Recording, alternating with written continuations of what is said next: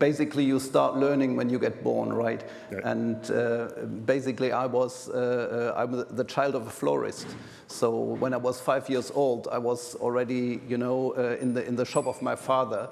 And I remember clearly how I started learning there. My father told me, when you see that the client is ready and, has paid for the flowers and it's on the way to the door, you need to be at the door already, hold it and say, thank you, goodbye.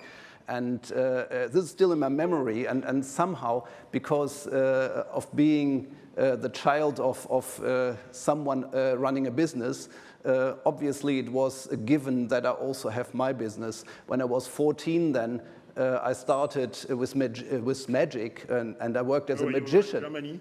Well, that was in Germany, in Wuppertal, where I was born, and funny enough, I'm still there, even so I'm traveling a lot globally, but not now, but usually. And this magic then got me onto stage, and stage needed technology, and that's step by step. I got into more technology, and when I finished school, in fact, even a little bit before that, because I wasn't too interested in school, I started a real business with light and sound equipment, and I got involved in an event where radios were needed, like walkie-talkies, and I bought some of these walkie-talkies, and rented them out.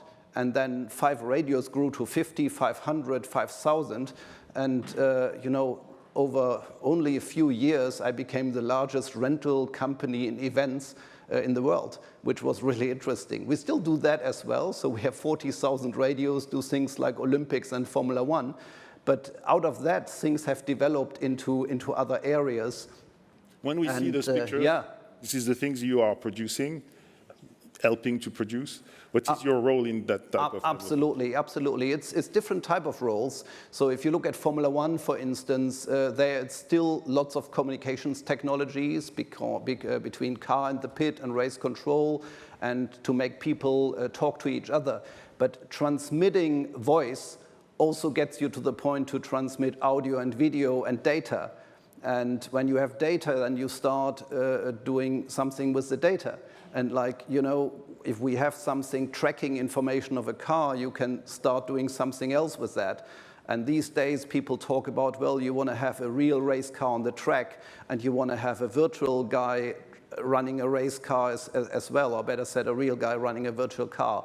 And that runs based on that data. So you are the center of this transformation. On one side, you have technology, then you have data, and you have the events, and you're building a new magical event, mixing all. Well, I wouldn't say we are the center of that, but I feel we are all in that center of this transformation, because that's what we all share.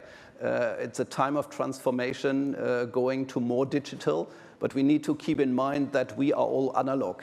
Yes. And so it's a given that if we don't want to be replaced by a digital world, we're talking about a hybrid here. Yeah. So that's one of my messages all the time, that I say, keep in mind the technology needs to be a tool, and we're not doing technology for the sake of technology, but really need to do it as a tool, and we shouldn't be scared of it.